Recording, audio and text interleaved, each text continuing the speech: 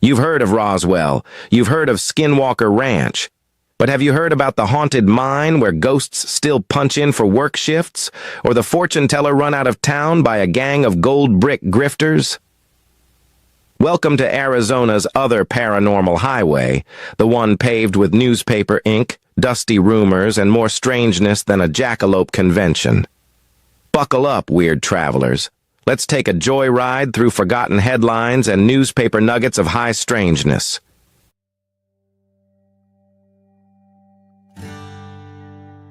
The club-wielding ghost of Tombstone, 1893. Every morning at exactly 4 a.m., a ghost in Tombstone liked to swing by and bash the side of a house with a club. Residents? Terrified. The plan? Capture the ghost and put it on exhibition. That's right. Step right up, folks. The ghost show opens at dawn. Tucson police officially blame a ghost, 1913. A family hears mysterious knocking beneath the floor. They call the cops. Officer Ibarra investigates. No signs of entry. He shrugs and says, "Must be a ghost." The case is literally logged in the police books as ghost. Even the hack driver got credit for ghost duty mileage. Sahuarita ghost leader, put on probation, 1943. Bricks falling from chimneys, rocks raining from the sky, coffee laced with sand. A small Arizona town terrorized by ghosts. Turns out, it was just teenagers. The ringleader, sentenced to probation, with one condition. If a single ghost returns, he's off to reform school. The haunted Bronco mine, 1897. 5 dead outlaws, gunfights, a haunted mine where tools still echo from an unseen workforce. The ghost miner only appears when no one's watching. The solution? Send in sturdy plainsmen to investigate. Arizona's version of Ghostbusters, 19th century edition.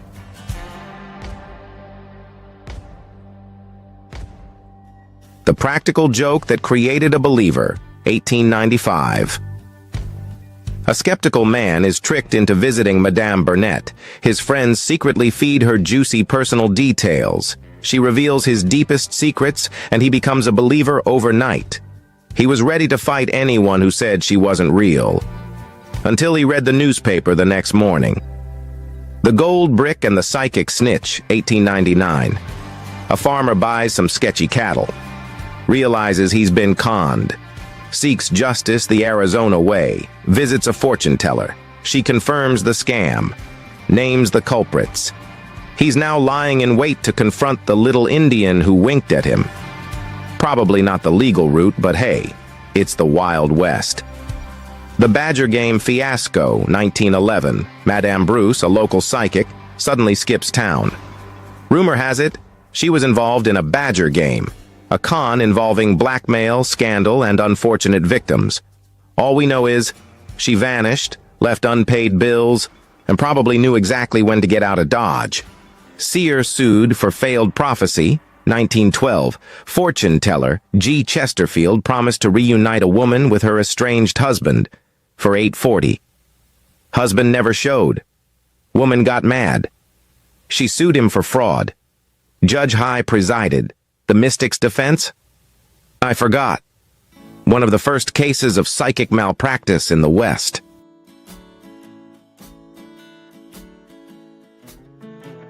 Airship over Tombstone, 1897. A glowing light, alternating yellow and red, silently glides across the sky. Locals say it wasn't a kite or a meteor or a hallucination. Quote, "No one believed it was an airship, but they didn't believe it wasn't one either." Schrodinger's spaceship. The Coca-Cola Alibi Light, 1920. A lantern-like light floats over Tombstone Canyon at 11 p.m. Witnesses say it wasn't a UFO, but they also swear we hadn't been to Naco and we only drank Coca-Cola. When you need to legally confirm you weren't drunk, you've seen something weird. The 1111 Sky Glitch, 1992. A blue-white flash lights up the Catalina Mountains like daytime. People pull over, call meteorologists, and report glowing debris trails. One witness checks his watch. 11:11 p.m., coincidence, or cosmic timestamp? From haunted floorboards and psychic fraud to airborne enigmas, Arizona is full of stories just waiting to be redug, reread, and reloved. Some were hoaxes, some were hysterics, and some just might be true.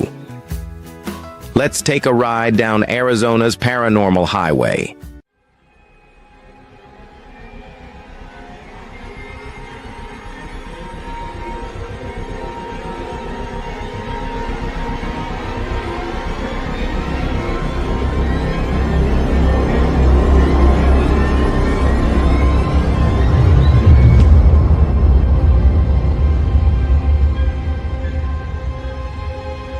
The truth is out there, and it begins with you. Welcome to the Cosmic Fold, where we talk high strangeness. Call us at 928-288-2942. That's 928-288-2942. Or join us by video. If you're at a computer, just look for the link in the chat. Buckle up, sit around our virtual campfire, and let's get started.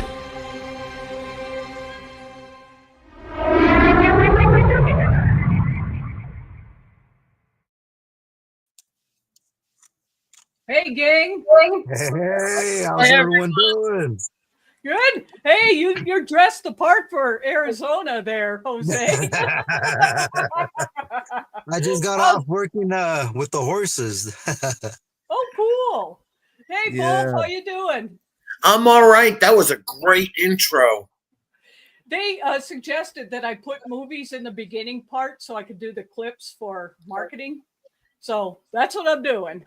That was great. Thank you. Good. Well, Al, can we hear you now? Oh, no. Nope. No sound.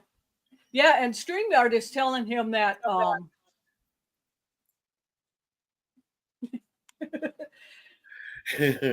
He looks a little frustrated.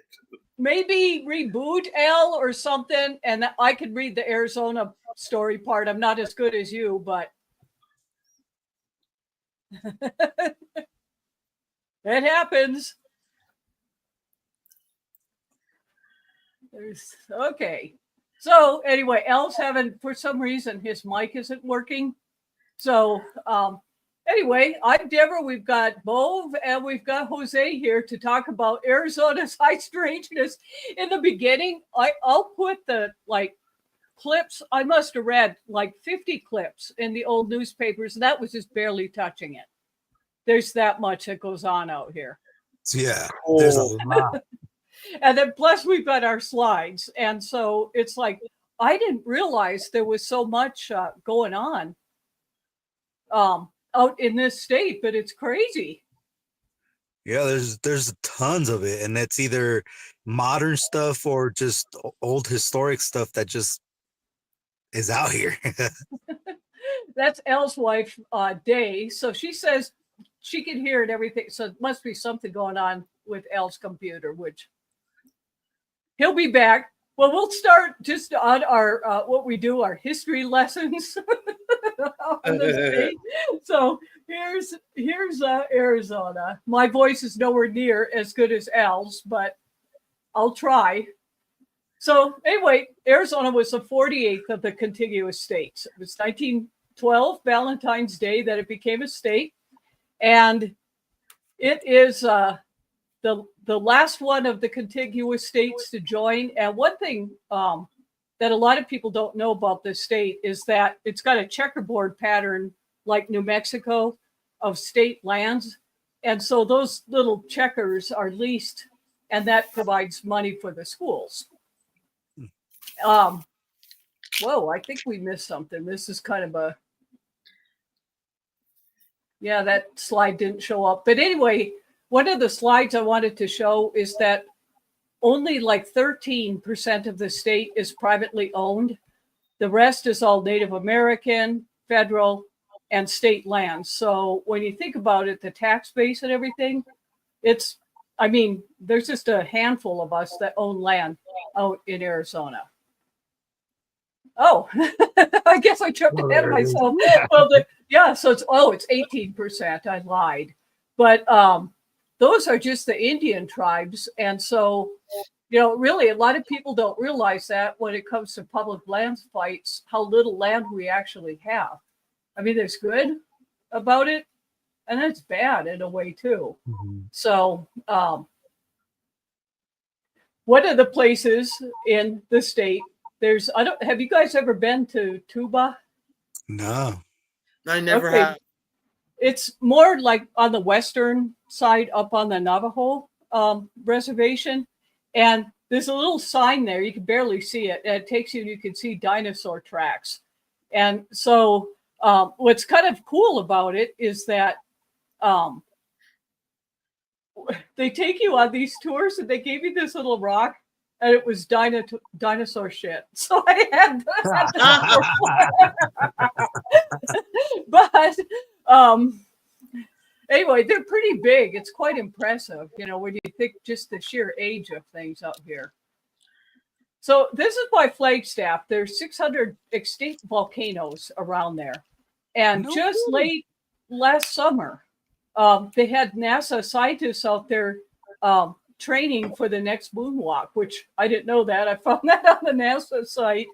And so, yeah, it's pretty impressive, all the volcanoes that used to be out there. Hopefully they won't erupt soon. And then one of the popular tourist traps is Tombstone.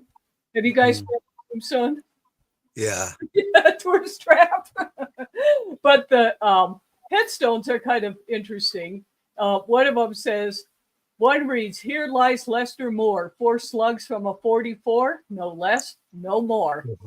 And that's at Boot Hill Graveyard. That picture was like from the 40s, and you could tell they were even vandalizing stuff back then. So this one always shows up, the Superstition Mountains. People are out. Let's see if we can hear Al now. Hey, Al. Nope. Yep. Oh. Nope. Okay, well, so anyway, the Superstition Mountains, they say the lost Dutchman's gold is hidden in there somewhere. I'm quite skeptical of that, but a lot of people disappear in that area. Well, This I never heard of. Go ahead. What? No, I was just gonna say there was a funny story on Superstition Mountains about a few hikers that went on there, and it was a couple. I think it was around 6 people, but one of the 2 people were couples. They were married. They were separated. Both of them had dreams about that mountain. They got warnings, and then one group listened, the other group did not listen, and that group was never ever seen hiking in the Superstition wow. Mountain. I have heard that. Yeah. How many people? It's like 50 missing people or so. It's a lot of people that have gone missing in there. And that's not including the skulls that they found, just skulls. Yeah. Right. Yeah. So, okay. So I'd never heard of this town before. This is kind of near Kingman on the western side of the state. It's called the Town of Nothing. It once had 4 residents, a gas station, and a sign. Welcome to nothing. The town named by lack of enthusiasm. So I'll have to go check that out one of these days. So this is off of I-40 Meteor Crater. And El's back. Hopefully we can hear him again. Hey. Can you hear me? We can. Yeah. We missed your voice. I'm on my phone. Oh, There you wow. go. Well, you missed some of the highlights of Arizona, but this is Meteor Crater, and it's off of I-40, like if you're heading from Flagstaff towards New Mexico. Right. And, so many of us drive past there. And, we have a little message for you, Al. Yay! Oh. We missed your voice. So yeah, sorry about that. I'm while It you're happens. talking, I'm working on another fix here because on my phone, because I'm an old man, I can't read anything. Oh, So I'm about to fire up my laptop and see if I can get on with my laptop. It, Let's yeah, see. and your laptop. At least you could probably see, on the YouTube stream.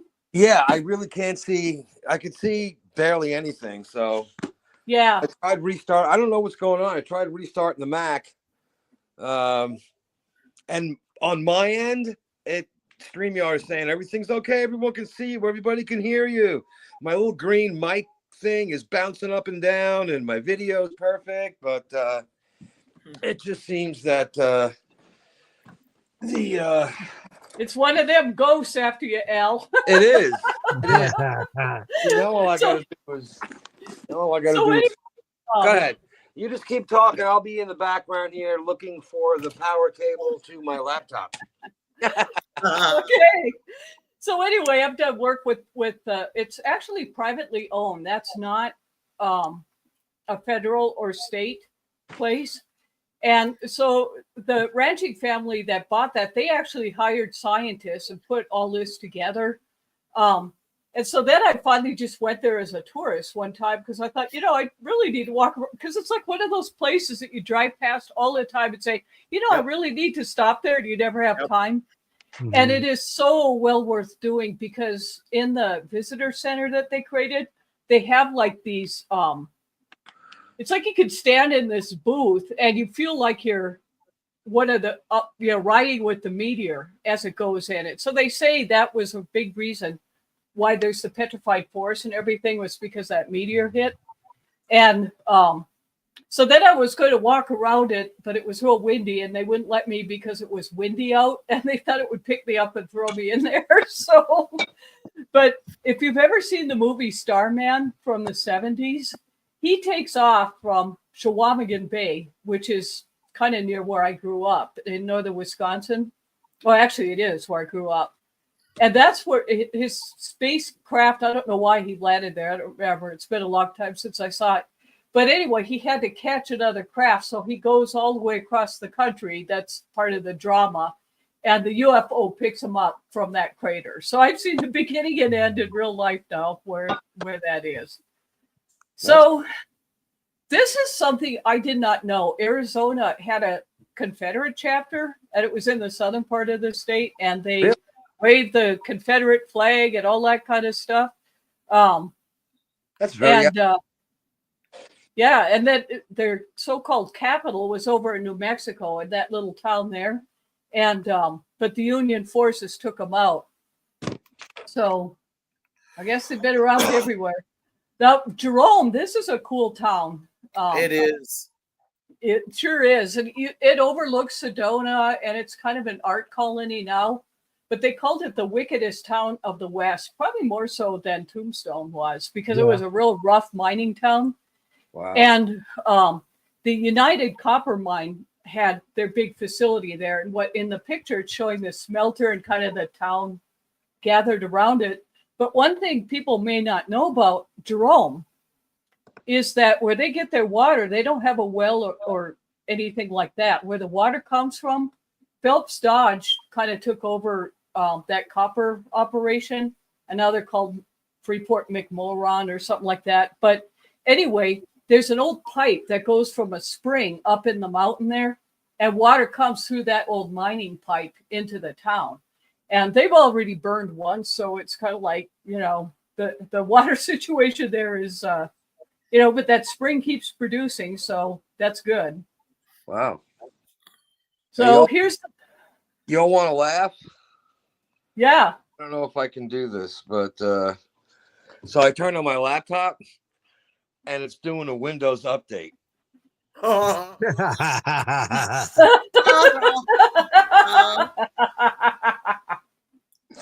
Oh my gosh. All right. Well, just keep talking. I'm waiting for it to do its thing. Poor Al. It makes me feel better for all the problems I had at the beginning of the show where nobody could hear me or I was too loud or it just happens. They just texted me and said, big time echo. You guys hearing an echo? No. Who's echoing? Is it me? No, No echo. I have an echo. She's downstairs convalescing on the couch watching the show on our big screen TV. Oh, cool. I don't even know if she can make it up the stairs at this point. But yeah, calling all that. Okay, so the Petrified Forest, that's not far from where we live, Al, and it's very, very cool. That they just let you drive around this national park, and there's like petrified logs and things like that. Cool. And they have a visitor center over there. They said just in the house, I guess, where it's echoing. So in the visitor center, they showed that this area used to be submerged under an ocean. Ooh. And then there were like tropical areas too, and dinosaurs walking around, and all that pretty much got obliterated when that meteor hit. But it's very cool, and I'm sure by Jose's land, and when I have land out this way, you could just walk around and find petrified wood all over the place. But one of the legends, it's like those like ghost places too. If people steal a piece of petrified wood, that they bring it home and say they have bad luck, and so they just mail it back. So there's a whole bunch of that at the visitor center. This is a cool thing that I don't know that too many people know about. The Mormon Battalion was the only religious military unit in United States history. And they were commissioned in 1846. They marched 2,000 miles from Iowa into San Diego, California. Took about 6 months. It was during the Mexican-American War. And the point of it was basically to do infrastructure, create roads, things like that. And where a lot of them settled was this place called St. David. And I work with the descendants of the founder of St. David. Their great-grandfather was in the Mormon Battalion. And very cool thing. There's like monuments for them in San Diego where they ended their journey, and I think in Iowa too. And the other monument is by St. David by the San Pedro River. The only battle they fought was called the Battle of the Bulls. And there were a bunch of wild bulls that attacked them, and I guess they impaled a couple of horses and stuff. I mean, those wild cattle are really kind of scary, actually. So that was their big battle, and they subdued the bulls. And now there's a marker for it. Wow. But in my water stuff that I do, I need to do a lot of historical research. So I was looking at some areas around there, reading old homestead records and accounts. And St. David obviously is primarily LDS because that's how it was settled. And I was reading this old account where this guy, he's talking about his homestead, and he had hired a Japanese gardener. And unbeknownst to like the LDS people don't drink alcohol. Well, this Japanese gardener started making what is that wine that they make? It's sake. Yeah. So he's getting the Mormon guy trashed, and for entertainment, they're sitting on the bluff of the San Pedro shooting bulls and they're running through. It's kind of cool. So anyway, that's Arizona history, and of course, we can't forget Sedona, kind of the New Age oasis. They say there's portals there and UFOs. And of course, there's all kinds of crystal shops and healing retreats and kind of the New Age mecca of the state. So I've had some weird experiences, though. So I think there's something there. But I think St. John's is weirder than that. So, okay, now I hear something. Okay. Yeah. So Arizona, this is the end. It's not just a state, it's a storybook of strangeness, from lava fields and lost mines to ghost towns and pyramids.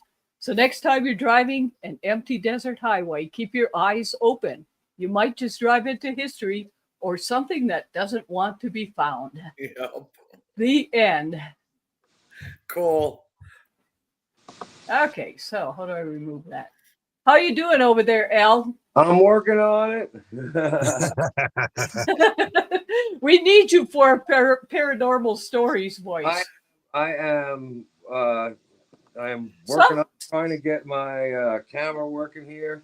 This is actually a brand new laptop, and something worked because we could hear like the buzz, like a background, like air sound. So something was working with it. Yeah, it's the fan. Let me log off here and log it back on. Oh, okay. Restart. So, have you seen any UFOs lately, Jose? No UFOs, no nothing. It's been quiet out here lately. Yeah. Okay, so I think we've got. Okay, so L's got his. Can you see the screen now, L?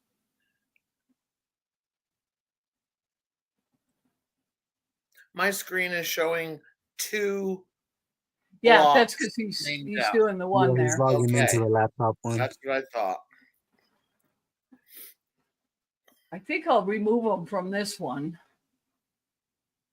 Okay, so one of the locals saw orbs going up the other night. It was a couple weekends ago. So we looked at that Wednesday, and it was interesting because theirs were going up kind of like yours does, Jose. Okay. And I took 19 seconds and stretched it into 27 minutes to analyze it. And you could see how it's got like rigid shapes and what it did. And then they kind of collapse, but retain a core at the end. And so we kind of had yours and theirs to kind of see what's going on with this. It was actually, the movement was similar, but it was in a different location. It was like if you were looking towards Zuni Heaven. Oh, So, okay. That's what I was gonna ask. Yeah. Yeah, so they're still active out here, but I haven't seen anything. I've just been working all the time. Oh, please clarify the typical weather in Arkansas. That's what Day's saying. I'm not sure what she means. Okay, so Alice there. Let's see if it works. I think she probably meant Arizona. Oh, yeah. Whether Oh. in this location. Well, yeah, they're in Georgia, so I don't know. I know in Tennessee it's been, now she's saying Arizona. So, Yeah. well, in Arizona, it was great this morning. It was snowy at like 5 with fog. Mm-hmm. It was I mean, cool. last night, the past 2 days, we got hit with snow Yep. out here, and it's been bad. A few accidents out on the road, but it's mostly the driver's fault, not really the weather. Yeah. Yeah. Did you you'll get your have that. trailer replaced? No, I think I'm just gonna end up welding it up and see if it holds up. Got Nothing a really welder much I there. can do. Oh. Yeah. Well, I will start the slide thing for now, and then hopefully Elle's sound will come in. So which one is it? Whoops. We need to go to slide 1. Well, that's a preview for Jose. Did I see a chupacabra? Oh, yeah. It's chupacabra All right. night. So we have paranormal and mysterious Arizona. So ghosts, UFOs, cryptids, and legends. Probably the most well-known is the Phoenix Lights, 1997. And this lady, it's a clip from the Arizona Republican there. She has been still documenting stuff. I guess people are still seeing lights around there, but the top image shows the V shape. And I just saw her recently on YouTube, and she's still collecting stories and evidence about what happened that night. But thousands and thousands of people saw that pyramid-shaped thing that was going through. And I've even talked to people in southern Arizona who saw it go. So I think the whole state probably saw that. Yeah. Did you guys see it by any chance, or? No. I think I remember hearing about it the next morning and seeing the imaging and hearing the story, and it did cause a commotion. It did. From what I heard, we did hear about the next morning, but it was like stormy up this way, from my recollection. So if it was up here, we wouldn't have seen it anyway. Kind of like what the weather's like right now. So yeah. There he is. I'm back on my phone. I don't know. I've tried 2 PCs and my Mac. I don't know what's with the audio, but I The tried 3 forces, they don't want you in. They're aliens, man. because I Are can't. you are you able to take your phone in front of the big screen where Day is, and you can see the read Yes. off the screen?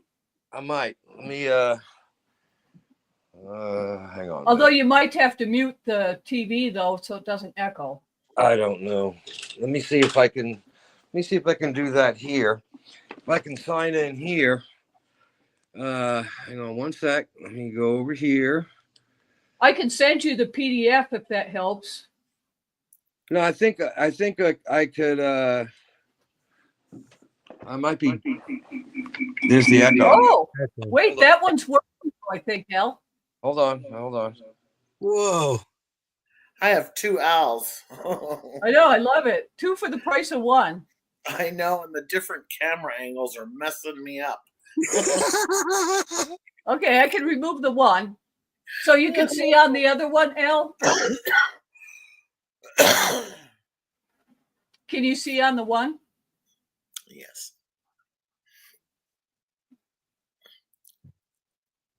Okay, let's add this one and remove this one. Can you hear us, Al? Okay, his sound still isn't working.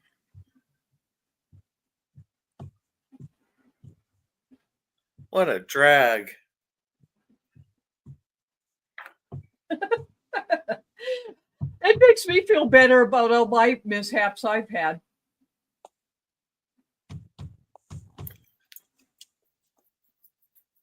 Okay.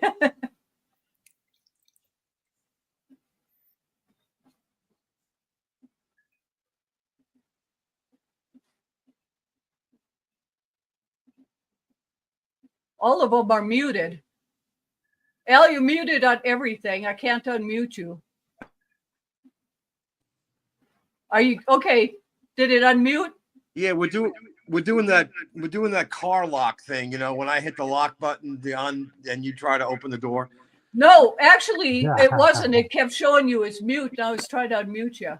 Oh, okay. All right. Okay, so we're just gonna figure this out now. By the way, I love the hat, Jose. Thanks, sir. Okay, Be a so cowboy, baby. so Al, on your laptop, you might want to mute your laptop because it's creating an echo. Okay, my laptop is actually not on. I mean, it's on, but there's no browser open. But it might be. So we can see you. How about that? Echo gone? Good. Yeah. Okay. All right. This is so weird, man. Can you see the screen though? Yeah. Oh, okay. All right. And you know, Day, I know you're listening, but you really got to text me because all I hear is downstairs behind a closed door. I can't hear words you're saying. So we're talking about this changed. The Phoenix Lights? Yep, we're still talking about it. This is the governor, Fife Symington. Oh, and yeah. when it happened, remember that press conference and he brought out that alien, he made a big joke out of it. Remember that? And it was like, oh, there's no UFOs, whatever. Well, now on his website, I've just pulled it as proof. Well, it actually was. Oh my gosh. And he's actually, because of that, been kind of pushing Congress to start investigating this kind of stuff.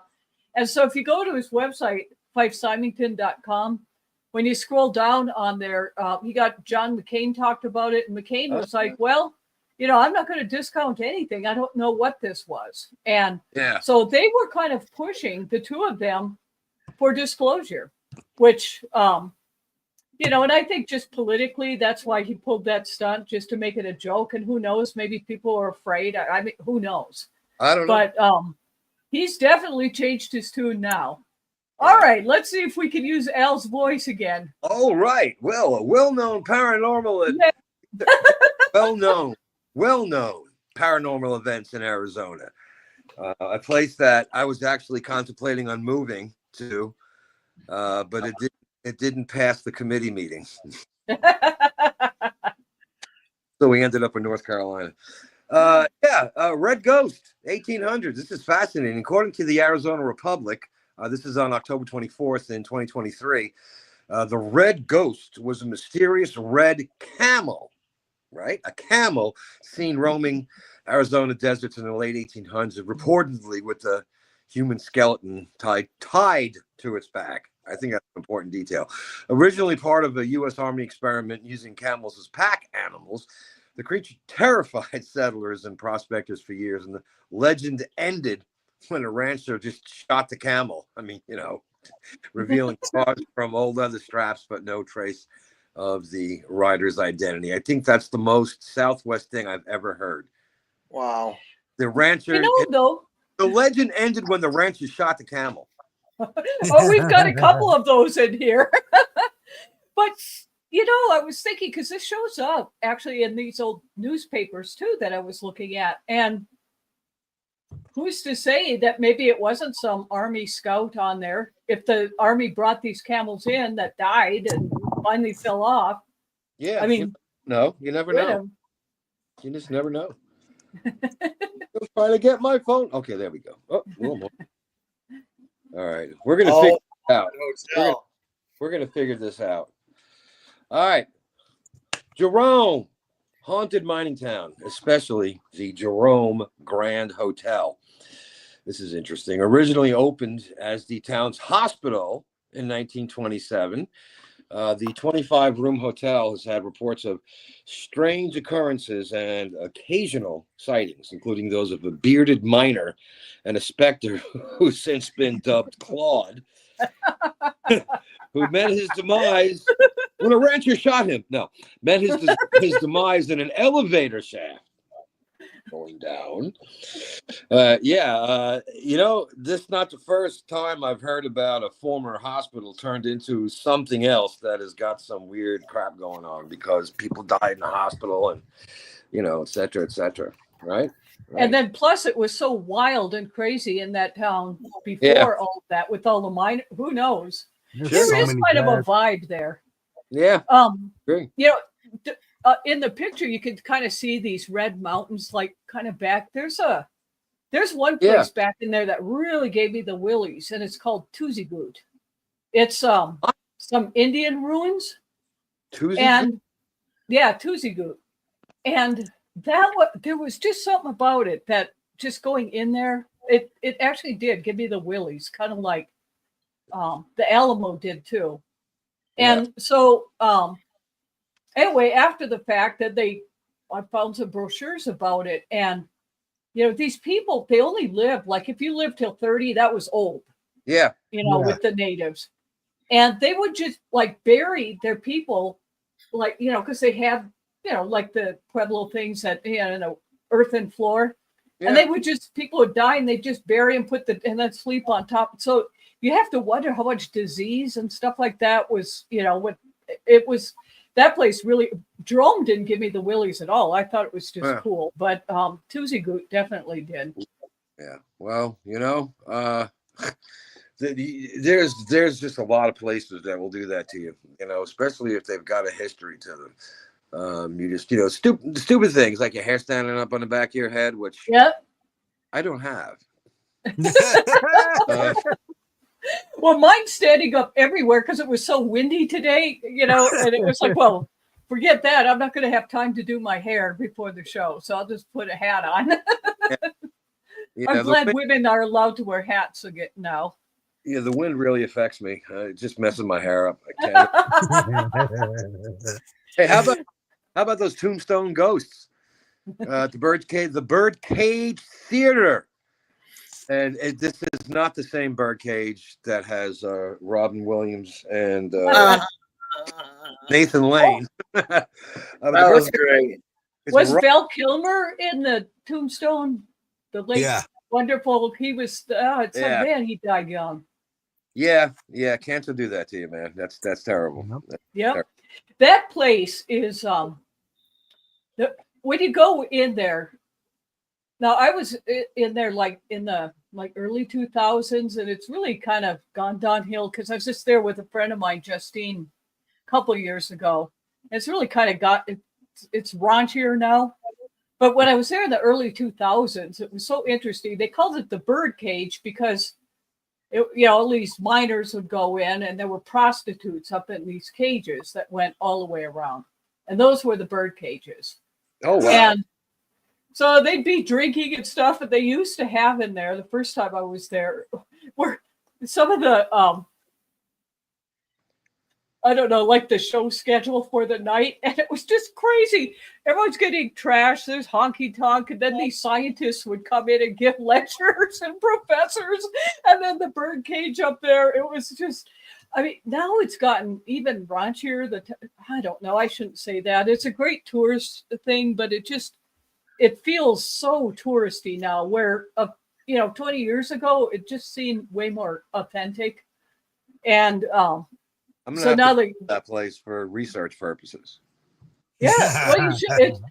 Though it's actually and that's a very interesting segment of history. When all that was going on, and Well, if I had you to put this in for Jose because this was one of the things in the displays at the. I'll let you read that. Oh, wow. Al.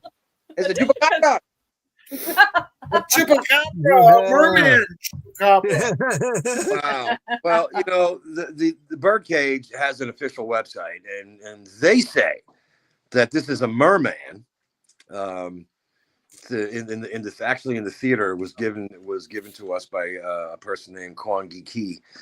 Quan Ki was a business partner with Mr. Alum. Yeah, they own and ran the Can Cafe.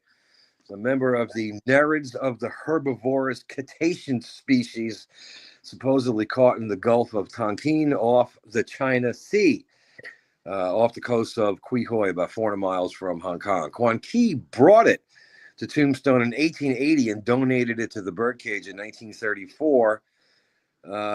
He says, "I tell people a picture of an old girlfriend with no makeup." It is pretty creepy looking. It's like that first time I was there. It was, it's not that big. It was just laying out on some table along with all those programs and everything, and it was really gross. But it's maybe I'd say 5 inches long. It's not that big. Oh wow! So, but there's only like 4 or 5 of these apparently in the United States. But it was some kind of Chinese prank.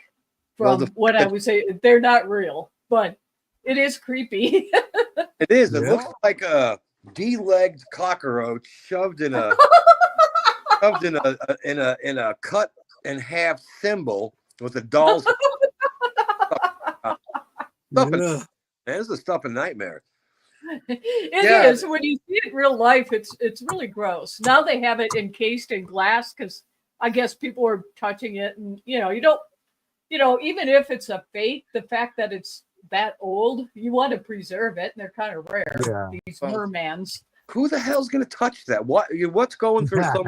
It's a scary, disgusting crustacean. I think I may have when it was on the table because I'm like, what the hell is this? It's like, my gosh. Because they would just let you look at everything. It was way more authentic. But though, what Justine and there is a weird energy in there. I don't know if it's haunted or if it's just because there's all this creepy stuff and these, the bird cages everywhere. But when Justine and I were there, and we did a ghost tour, I would highly recommend any town you go to, take the ghost tour. Because you don't have to see ghosts or anything. They just give this compelling, interesting history about the towns. There's several here in where we live, in Atlanta. Atlanta is a city built on a city built on a city. And there's this area in Atlanta called the Gulch, and it's the only spot in the area, I believe, where it's the original ground in downtown Atlanta. And right now it's used for parking, of course, because it's Atlanta. But there are several ghost tours that go through old Atlanta, going down into the what they call the and it's supposedly very, very cool. I hadn't gotten around to doing it yet. We've only been back from Panama for about 3 years, a little over 3 years now, and we're running our business, so we haven't really had time to do that. But yeah, I will support that, Deb. Whenever, because even there's a Tombstone, they ghost. took us in the back, areas, and like the only church they had there was actually the prostitutes paid for it. I mean, Were they hanging? they, huh? But and they showed this. But anyway, when Justine and I were in the bird cage, of course, we're using our apps to see if it picked up on anything. And one thing, I do have a video. We were walking by and a piano started just dinging a couple times by itself. But Well, Bill Murray will tell you they hate that. But anyway, it's like one of those places you feel like you have to shower when you leave. It's something about it. Well, if you think the birdcage was something, you ought to check out the Copper Queen Hotel in Bisbee, haunted supposedly by the ghost of Julia Lowell. It said that she was a prostitute. Don't know if there was a cage involved. She used the clients. She fell madly in love with one of her clients. She told him of her feelings, and he no longer wanted to see her. That's a familiar story. And she took her own life at the hotel, and her guests and staff at the hotel say that they feel her presence on the second and third floors of the west side of the building. Second and third. For you Europeans out there. Male staff and guests have reported hearing a female voice whispering in their ear. Ooh. Others have also reported seeing her dancing provocatively at the foot of the stairs. And that photo, if you're looking on YouTube, that photo is from the Copper Queen Hotel's official website. Everyone's got a website these days.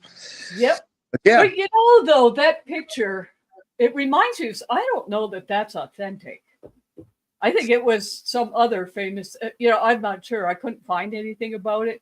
Yeah. But I tell you one thing that did happen at the Copper Queen, this is up Jose's alley. Ooh. A friend of mine and I went, we were visiting Tombstone and then Bisbee and that whole area. So, and they've got a beautiful restaurant and so and this guy came running in and he was just like, you could tell he was distressed. And he asked if he could hang out with Elaine and me and eat his dinner. We're like, well, okay, at least we're in a public place. But it turned out he was with the U.S. Geological Service. And there's a bunch of old mines out around because that was a big mining, the Copper Queen, obviously. And he was in one of them and there was some kind of thing in there. He didn't know what it was, like a cryptid of some type. Mm-hmm. And it scared the crap out of him. And he was running out of this mine and whatever it was chasing him. He thought it was like some big reptile thing. Yeah. But he was too afraid to look at it. And anyway, he got out of there. And so we talked him down. And then he showed us his card. He was legit. He was with the USGS. Wow. And he said, I don't know if I want to survey any more of these mines, because they have to survey that stuff because the water comes through there or they could collapse or whatever. Yeah. And that poor man, he was so afraid. Wow. So have you heard of those, Jose, in the mines, like big reptilian things? So that actually goes into a whole section of its own, just because I the past episodes where I talked about the reptilian drawing here on my property, I just been doing research and I came across something similar to that, which what they called the Helix monster, and that's here in Arizona, and it's described to be reptilian, humanoid, walks on both feet. But the thing is that they do attack humans, and they're known to attack them whenever humans hike into the area. They are known to, reside in caves. But what I have found out is that Native Americans did warn a lot of people, especially the new settlers, by drawing the picture of the reptilian on the cave or on the rocks. Wow. So now I'm like, was there one here? What was going on? But that's what I came up on when I read about that. Wow. Well, yeah. And this guy, he was genuinely afraid. He thought this thing was going to kill him. He didn't know what it was. He was, and he probably sat with us because it's two women. You're not going to make fun of them, like Right. guys would probably be, well, you're just full of it or whatever. But yeah, that was interesting. Yeah. Well, and like that big centipede, when I was on the archaeological dig. So, that was one that was just coming out of the wall, and Mm-hmm. who knows what's in those old ancient things.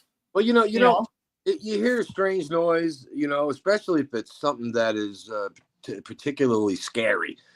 Your first reaction is going to be run if you can, just to get out of there. And we were living in a little town outside of a little town in North Carolina called Middlesex, and we were out in the woods, sort of. And I come home one night, pull my car in, and I hear this just ungodly noise, and I'm like, okay, I'm out of here. I turned around and I didn't know what it was at first. Then I realized the neighbor's Angus bull got out. Oh no. I want to tell you, I ran so hard that not only was I kicking up gravel, but I was literally kicking my own ass. That's hard I was my legs, and I come in the house, and of course Dave's like, what's going on? Like, there's a bull in our driveway. But yeah, when I heard that sound, I didn't think of the normal animal. Like, I'm out in the forest here, and I hear a snarly, growly thing, and it didn't seem like it was coming from down on the ground. Of course, this is an 1,800-pound bull.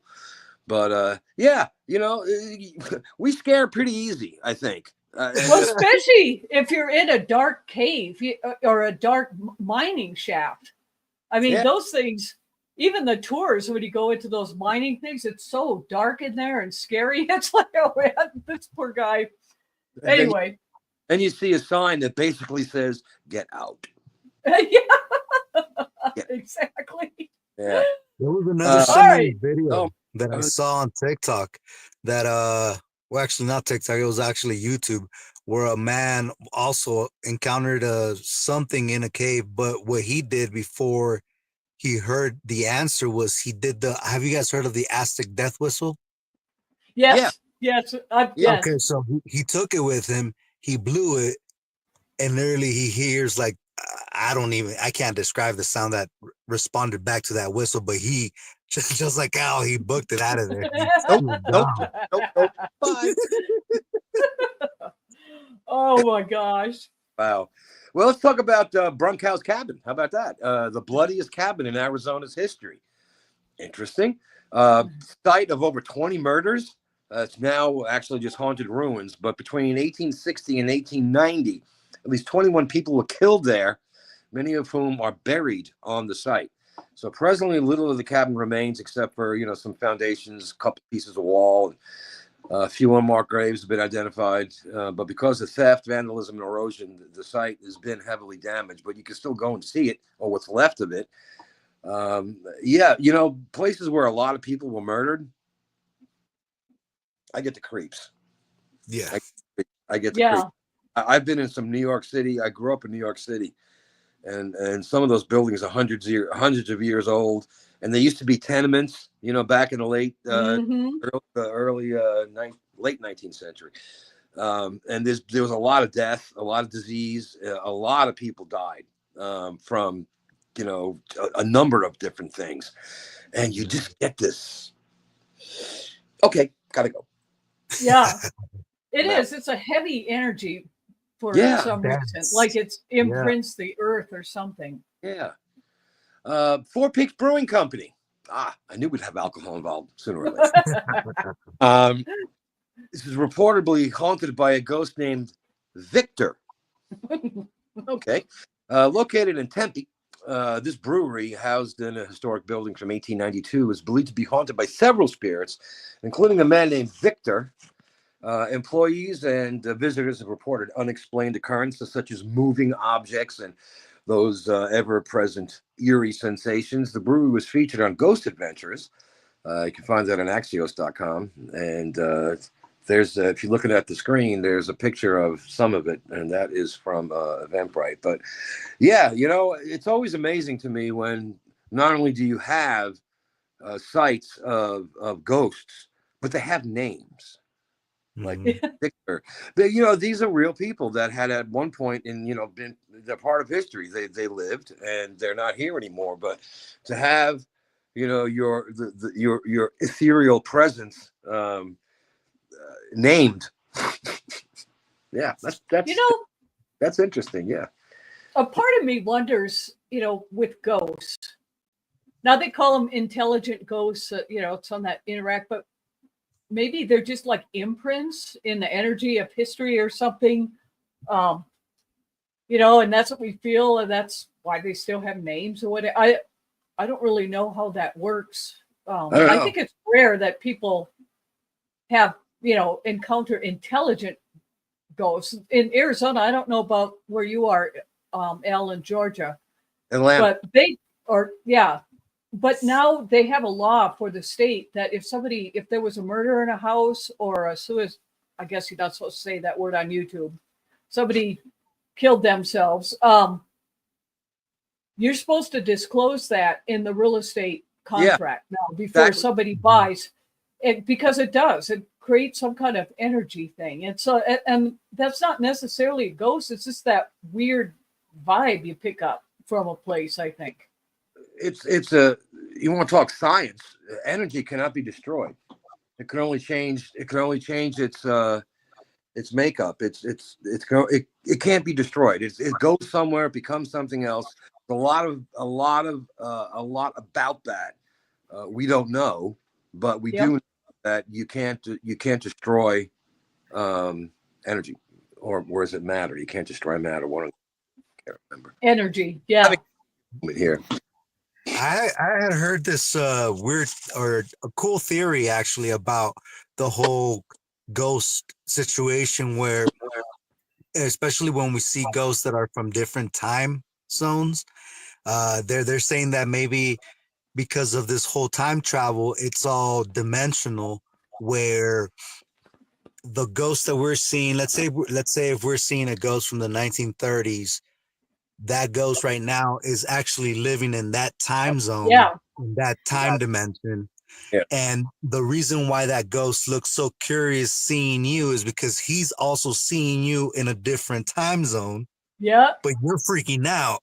So that to me was like the most cool Well, theory that I've heard yet. and I've kind of thought that too, because I've had weird experiences. And, I would love to find one of these old newspaper articles where they talk about, oh, I see this ghost or whatever. And it's like somebody that would be like contemporary to us or like in the future.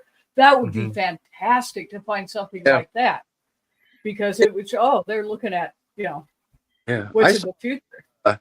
I saw a trailer for I don't know if it's a movie or a TV show, where this woman, a woman, either bought or rented just an old estate house, and up on the upper floors there's a mirror, and she goes in the room and she sees someone in the mirror, not her own reflection, but she sees someone dressed, in I guess, clothing from the 1800s. And they start having this conversation, and he's actually, in the story, he's living in that house in the 1800s. She's living Uh-huh. in the 2000s. Parallel. Yeah, and I really want to see that. And And then what was that movie with Nicole Kidman in it? I don't remember what it was called. It was like around World War II or World War One, and I don't want to spoil. I'll have to find it and put it. But they're on this island, and she thinks her husband was killed in the war, and then the kids keep seeing a ghost. I'll have to. I can't remember what it's called. It's very, very good. A good twist. I absolutely know what you're talking about. Yeah, you just, time is a human construct. We invent. Well, and then my theory too is, how do we not know that what we're calling UFOs are future versions of humans? Yeah. You remember that video that came out? And it's this real crinkly, scraggly looking alien dude that is in a dark room. All you really see is With this a big head. Yeah. You can hardly understand what he's talking about. Yep. It's like, no, we're you from the future. Yeah. Yeah. He remembers that. Yeah. I gotta He find out. describes how the whole body had to evolve because everything here on Earth started changing the Yep, oxygen levels. Yep. Yep. yep.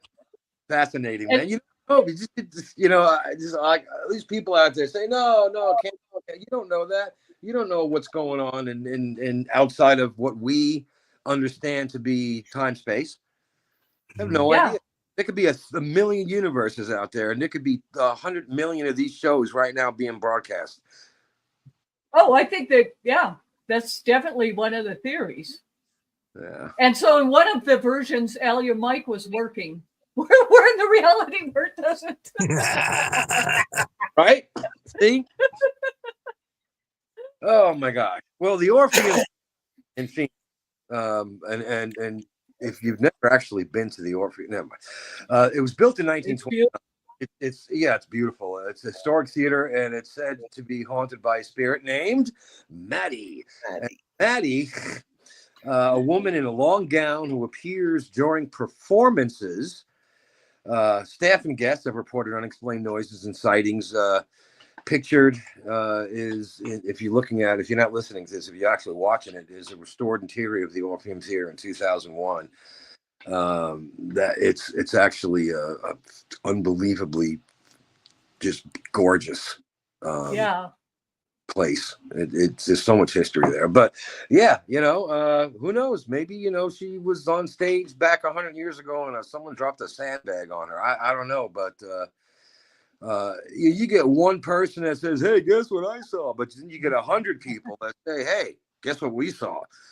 You got to kind of take a step back and say, "Well, you know, I'm not going to say it's not possible." You know, one person. What's weird to me is that a lot of theaters have ghost stories. A lot Yeah, of them. yeah, Yeah, almost like hospitals or something. Well, yeah. did you used to live in Phoenix? Have you been in there?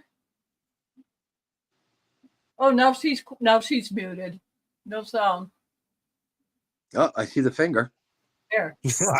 Whoa. Wait. Years in Phoenix, and it was like a prison sentence. But I never did step foot into the Orpheum, but it did. It was just full of. I mean, look at that. That's gorgeous. Yeah. Yeah, It was. you're right there, Deb. That there's a lot of theaters that even if they're not publicized, when you go in these old theaters, especially in old cities, like Phoenix is a relatively older city comparatively, but New York City, even here in the Atlanta area, down in Griffin, which is about 20-30 miles south of here, there's an old opera house that was converted to an event center, and there's a ton of stories surrounding. I've been in there a couple of times, but there's a ton of stories surrounding that. Yeah, if you Google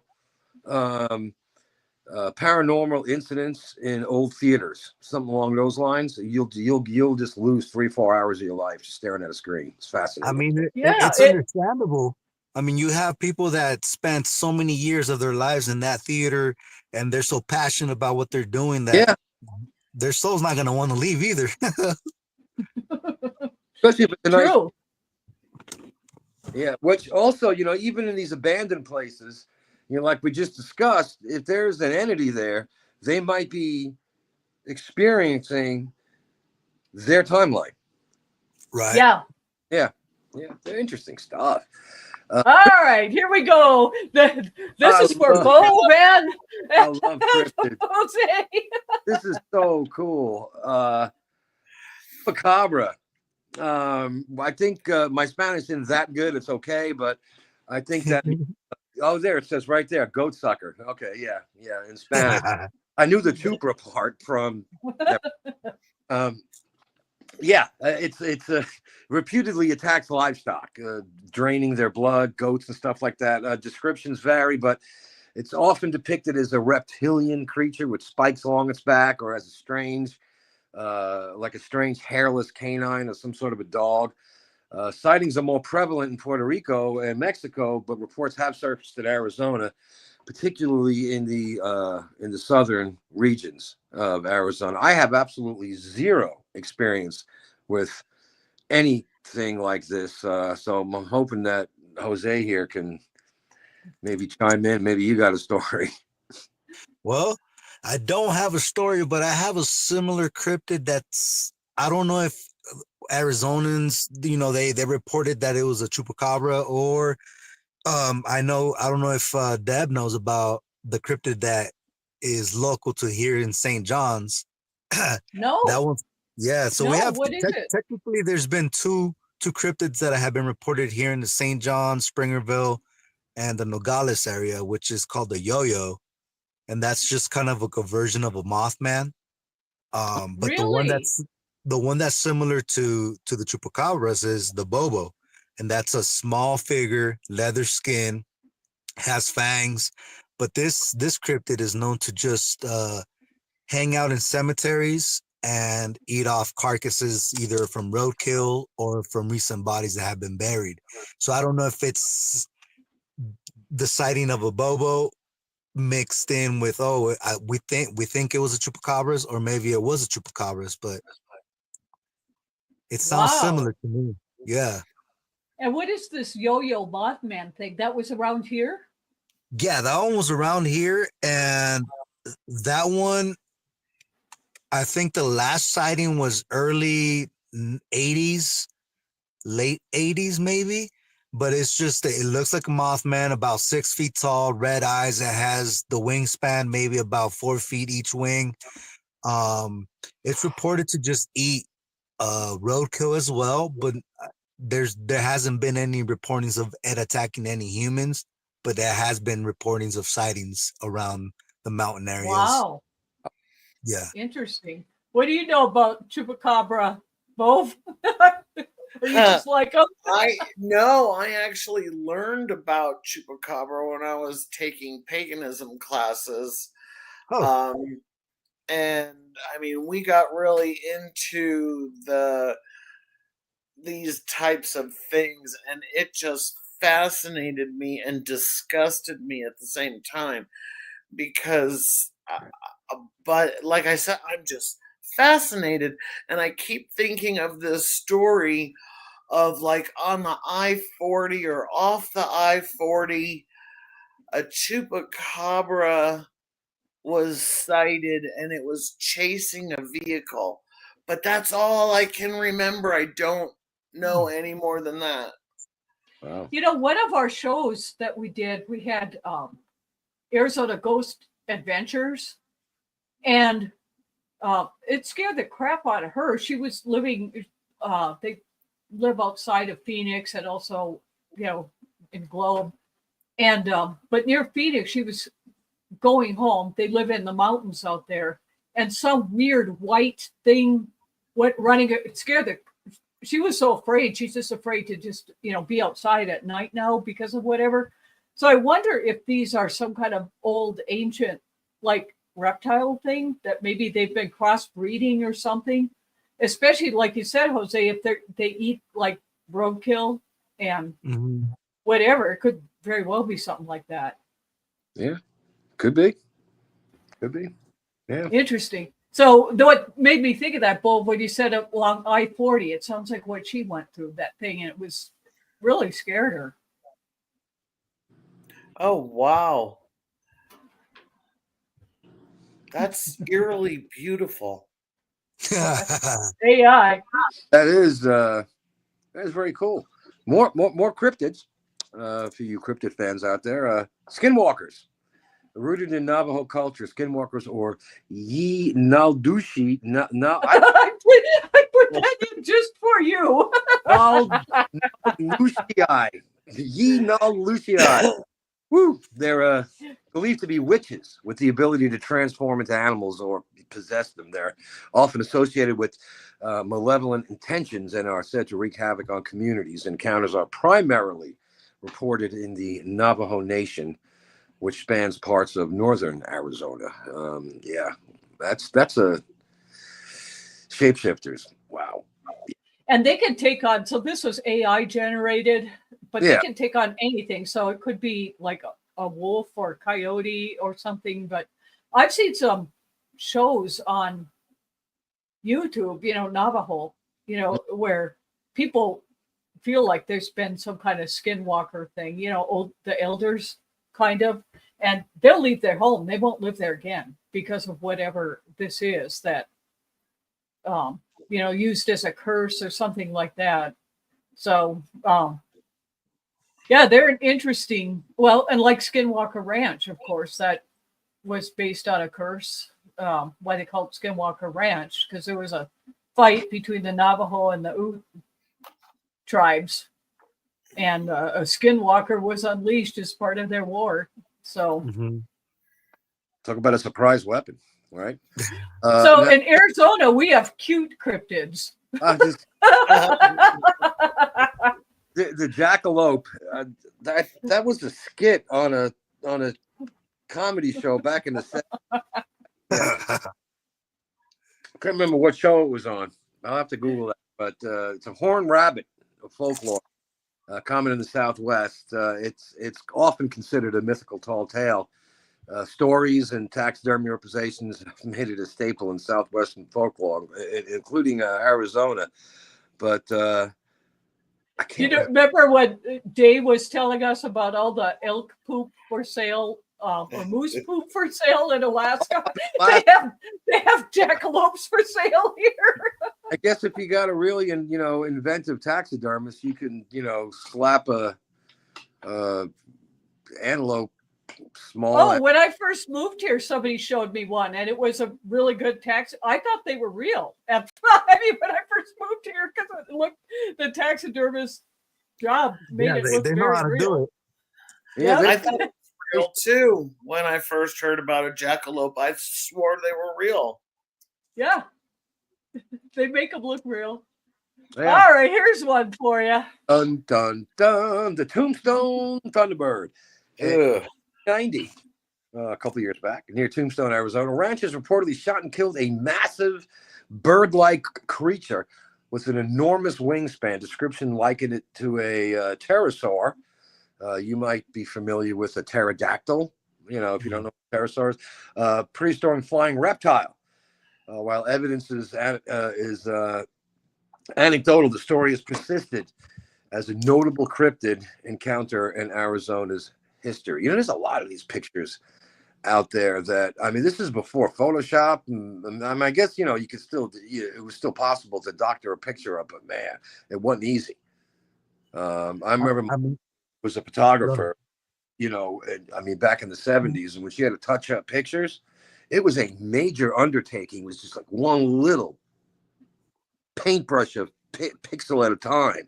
It took hours to fix a photograph. So I'm imagining if this is fake, which, it may or may not be, but it would have taken months to create this.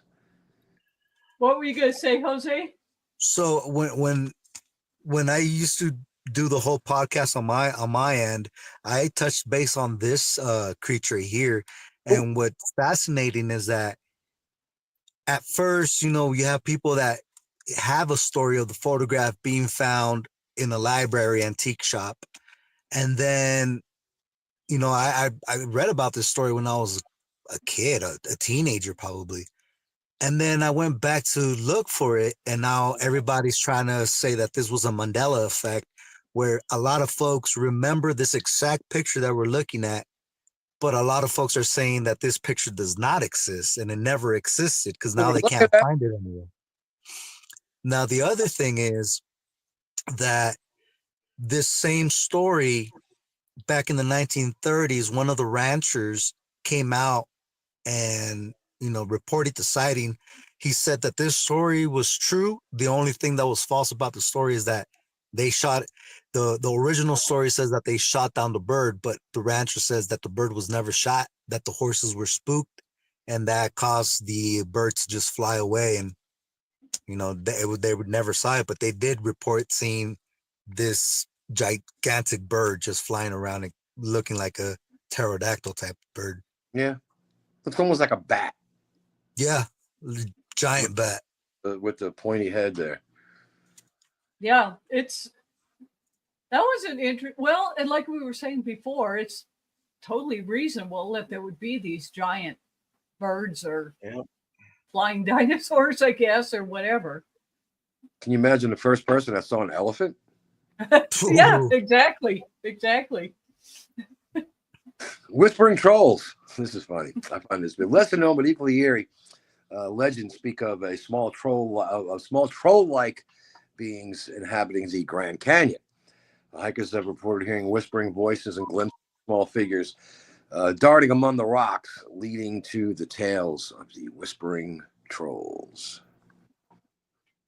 You know, I couldn't get, huh? The Zunies have the same folklore about these small trolls living in the caves in this area. I didn't know that they were in Colorado, but the Zunies have the exact same folklore about these things. Yeah, well, that's a Grand Canyon, and I was reading. I think it was a Reddit thing where somebody was out there camping in a van thing, and I couldn't get AI to make it be scary, but apparently, this person that was, out in his van, he was just there to go hiking and stuff, and whatever it was, it would try to lure him off into the, and he had a very negative experience with it. It was, and but anyone can write a good story, but I've heard of those before, and they're actually darker and scarier than depicted on there. Mm-hmm, so whatever. Yeah, I keep waiting for someone to come to that door with a bag of Keeblers.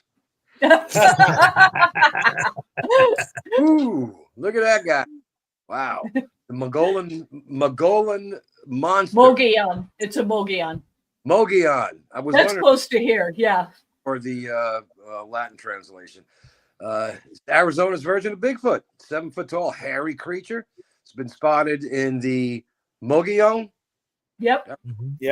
Rim area. Witnesses described foul smells, screaming howls, and territorial behaviors.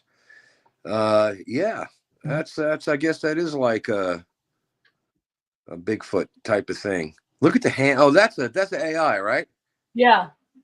But in the next picture, so here, Bigfoot. For a while there, here in our area, like 2010s or all that area, close to here is the White Mountain Apache Reservation, and it was like every day, that the paper was published, they were coming out with stories about this. A lot of people were experiencing this Bigfoot out on the res. And so this guy in the picture, it's hard to read the caption there, but he's been tracking them forever. And those are supposedly prints from that.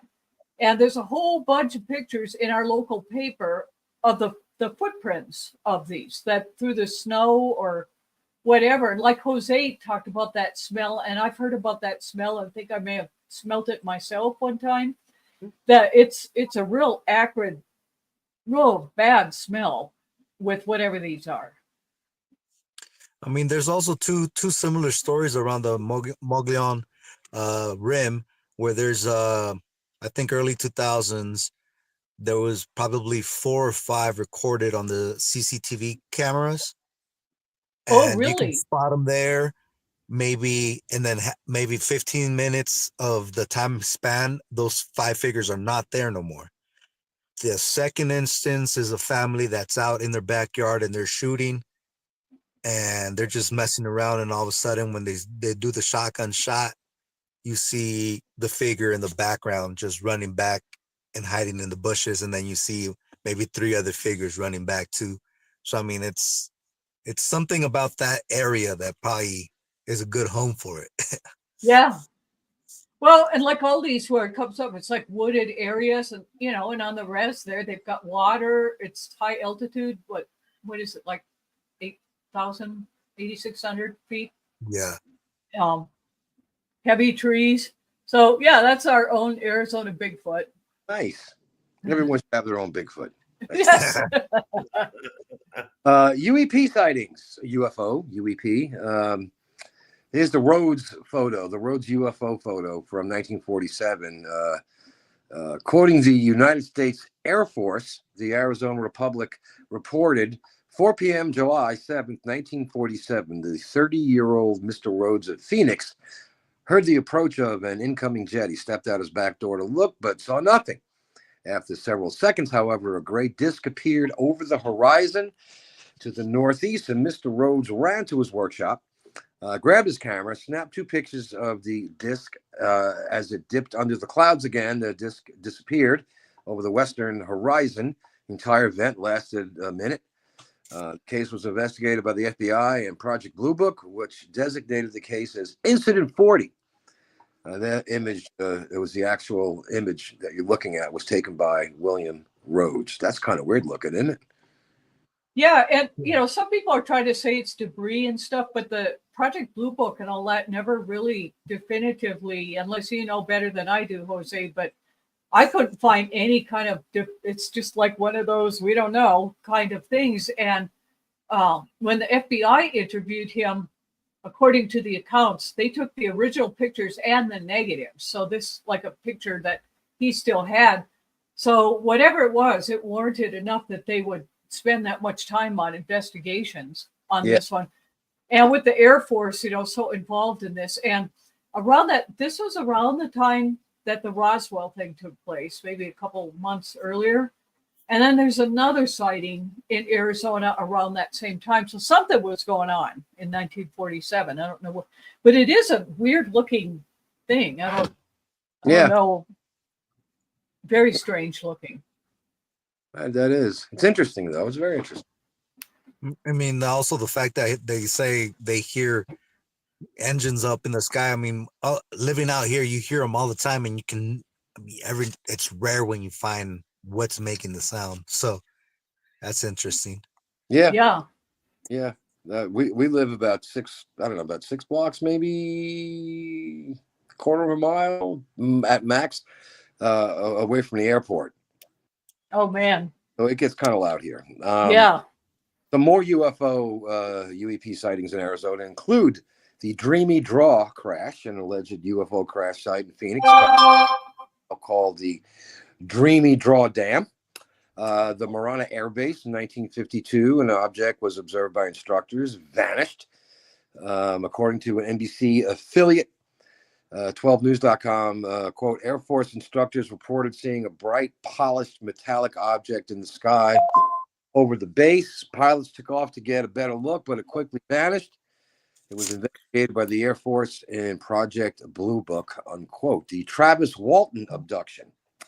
A logger named Travis Walton abducted near Snowflake. You can read about that in Fire in the Sky. It's a book and a movie. There's more information there on Wikipedia. The Prescott sightings, same night as the Phoenix Lights, those V-shaped objects often seen. We've talked about that extensively on the show. And Monument Valley, the Navajo Rangers investigated multiple strange sightings. You can read about that in the old New York Post articles. But V-shaped objects, that's just kind of a recurring it's a recurring thing. The Travis Walton, I met him. I used to have a bookstore and he came in and very nice, soft-spoken, just very genuine kind of salt of the earth kind of guy. And I don't think he would make something like this up. And he told me that in the movie, they really took a lot of liberties with stuff that made it, a lot of it wasn't true to his memory in the movie, but the book is more authentic. And, but he was missing, and that highway where he was actually taken up by this ship and gone for a while. And his fellow loggers were accused of murder because he has disappeared. And then he shows up in this little town called Overgard, naked and in the street, where it dumped him back off again. And, the local sheriff there in Snowflake was like, oh, this is a hoax, and he's trying to get attention. And having met him, the guy is kind of shy. I just can't imagine him on purpose running around naked for attention out there. And so that particular highway is kind of weird, time warpy, creepy to me. And I had done a big website for an art gallery in Brussels. And the lady that owned the gallery, she'd gone to Sedona to see some people, and then she was going to come up. And I told her where I lived, and she goes, oh, hell no. I've been on that highway before. Speaking in her accent, and she goes, that highway freaks me out. She goes, it's like you're in some kind of time warp. Or she goes, she was that afraid of that highway that she was not going to come up. Yeah. And at that time, I stretch- lived. I'm Huh? sorry, that stretch between Sholo and Overguard. Yeah. Wow. And that's where he was dumped off. There is, and that's where your Mogollon Rim monster guy runs Yep. around too. Well, All right, so what do you think? There we well, go. Yeah, it's not just the heat that plays tricks on your eyes. Because Yeah. loves a dry climate. It's a dry heat. It's a dry heat. Exactly. So that was from the research. I mean, that's just barely even hitting all the stories out here. And then they were saying that as far as UFOs are concerned, Arizona has so many of them. It's like the place if you want to study UAPs and that kind of thing. And just all the stories. It was just shocking how much. I had no idea there was so much of it out here. Wow. As the weeks pass, I find myself getting angrier and angrier that I've lived here on the mountain alone for 30 years and I've only seen stuff. I haven't had an experience. I'm hungry for an experience, but you got to be careful what you wish for on this topic. So I don't know, Deborah, this has been fantastic. I've learned a lot tonight. Well, I did too, and I want to hear more from Jose, another show about these other cryptids, especially No, around here. That's very interesting. Something you just said right now that was very interesting. It was that the whole the Mogollon creature and then the whole UAPs are in the very same exact location because there's a Native American story that tells that they had a Bigfoot live with them that could talk to them telepathically. And when they saw that this Bigfoot, or when the Bigfoot knew that it was time for him to die, he told them to take him to this place. And when he passed, the Natives American, they report that they see a ship hover over the body, take it up, and disappear. So maybe there's a link between those two there too. Yeah, I've heard that there is. And yeah, that whole area, when I lived out in Linden, having had near-death experiences for myself, I just see things sometimes. And it's especially when it's damp. So if I look out tomorrow, if it stays this damp, I'll probably be able to see ghosts and stuff. I just do when it's damp. When it's dry, I don't. And but out in that area, I've seen a lot of strange things out there. A lot of strange things. And yeah, my friend Carrie, who's passed, she and I would go hiking and we would be in these time loops. I mean, it was strange where we would think we're gone for 5 minutes and we were actually gone 7-8 hours. Oh. And you try to explain that to her husband. Yeah, right. And he wouldn't believe it, but it really seemed like that to us. And then other times we thought we were gone for hours and it turned out we were gone for like 5 minutes. Wow. And we had things happen to us all the time out there. And I would see, and then I ended up doing some research and her husband finally got a metal detector to verify what I was seeing. But I would see like a Mormon, like pioneers coming through, just like a few of them. Wow. And some little boy that had died, he was dressed, and I didn't know. And Carrie's children at that time, they were twins and they could see stuff too. And we were seeing the exact same kid. It was that real. And one time when I saw him, it had snowed out and Carrie and I were going to go hiking through the snow. And I see this kid, and he was by my propane tank. And I'm like, oh my God, I went running to him. I thought there was a child out. It was that real to me. Oh, I thought there was a child that I needed to bring in and care for. I thought he was lost in the snow. Wow. And then Carrie's like, what are you looking at? Who are you talking to? And her kids had seen the same kid out there in the snow. So there's something out there. It's very active. Yeah. Yeah. So, well, we went over time quite a bit today, but I just want to thank you all for showing up despite all of our... Al, I feel vindicated. I'm not the only one who has tech issues. It only works on my phone. I don't understand. I literally have 3 computers in here, and two Macs and a Windows, and it wasn't working on either one. But when I get it on my iPhone, it works. So go figure that. Well, if you ever want to like play later in the week as you're working on your computer, just let me know and we'll see if it works. Yeah, we'll have to do that. Because at first I thought maybe it was a StreamYard problem, but I guess not. Jose, so good to see you again. Yeah. We missed you. I missed Mo. To be back. Well, Wednesday's show is going to be very interesting. I have been laboring over the video. I had AI do predictions for 2025 through 2030. And it is absolutely remarkable what he came up with. Wow. And kind of pretty much where I thought we're headed. And then that's going to be chapter 1, but I'm going to have a whole series on the Cosmic Fold about what it found, because one of the things I think where we're headed is water wars, and it went into that. Went into a whole bunch of different things about what's going on. And first contact, it even goes into that. So, that'll be good. So it will. It's I'm throwing some money into it. It's full cinematic production kind of. It'll be a good one because I want to get the traffic up to this site, and I think that one will pull it in. So, but anyway, y'all, thank you so much. Elle, thank you. I'm so sorry you went through all that tonight.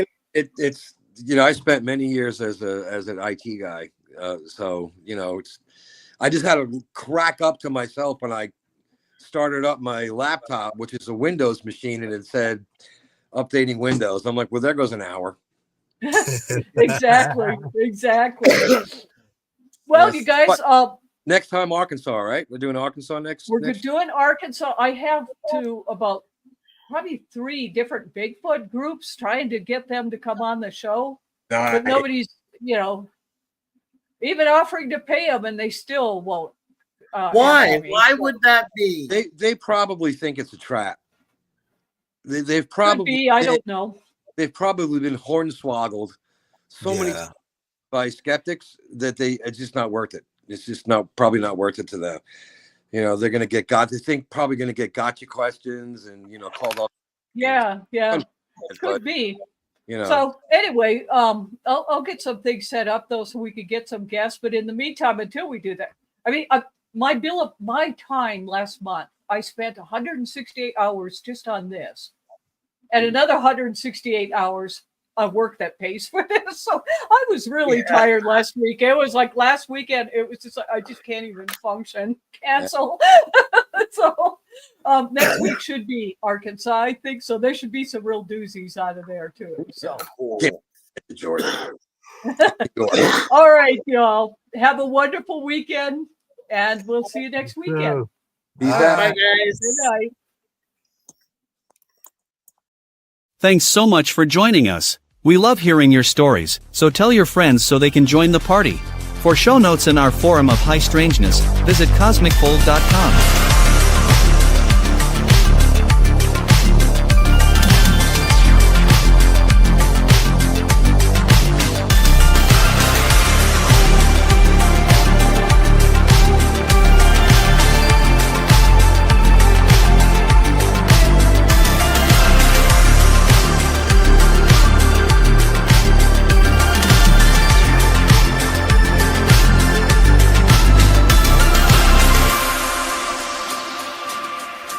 Remember, Cosmic Fold airs live on Wednesday and Saturday nights, so be sure to subscribe and click the notification bell to know when we're on air.